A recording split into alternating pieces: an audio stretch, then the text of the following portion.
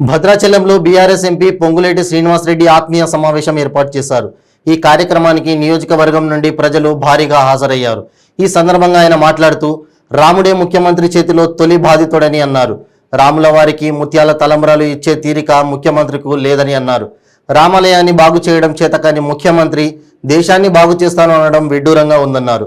1000 కోట్లతో భద్రాచలం కరకట్ట అభివృద్ధి చేస్తామని మాట ఇచ్చి 8 నెలలు అవుతున్నా తట్టి మట్టి కూడా వేయలేదని విమర్శించారు. 100 రూపాయలు ఉండిలో వేయలేని ఈ గౌరవ ముఖ్యమంత్రి గారు రాబోయే రోజుల్లో ఈ భారతదేశాన్ని ఉద్ధరిస్తారు అని అంటే మనం నమ్మొచ్చా అనేది ఒక్కసారి ఈ భద్రాచలం పుణ్యక్షేత్రంలో ఉండి మనం ఆత్మ పరిశీలన మనం చేసుకోవాలి.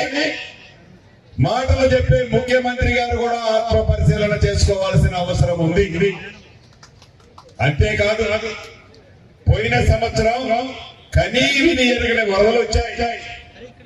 ఆ వరదలు వచ్చినప్పుడు ముఖ్యమంత్రి గారు హెలికాప్టర్ లో వచ్చి ఈ గోదావరి పరివాహక ప్రాంతంలో ఉండే ప్రతి కుటుంబం ఎవరైతే ముంపుకు గురి అవుతున్నారో వారందరికీ కూడా మళ్ళా మీ అల్లుడు వస్తే 1 బెడ్రూమ్ అయితే కుదరదు, 2 బెడ్రూమ్ ఇల్లు కట్టిస్తానని చెప్పారు. 1000 కోట్లు ఇస్తానని చెప్పారు. వరద రాకుండా కరకి కట్లన్నీ కూడా స్థాయి పెంచి మంచిగా ఎత్తుకు పంపిస్తానని చెప్పారు. సుమారు 8.5 నెలలైంది. మరి ముఖ్యమంత్రి గారు చెప్పింది మర్చిపోయారా?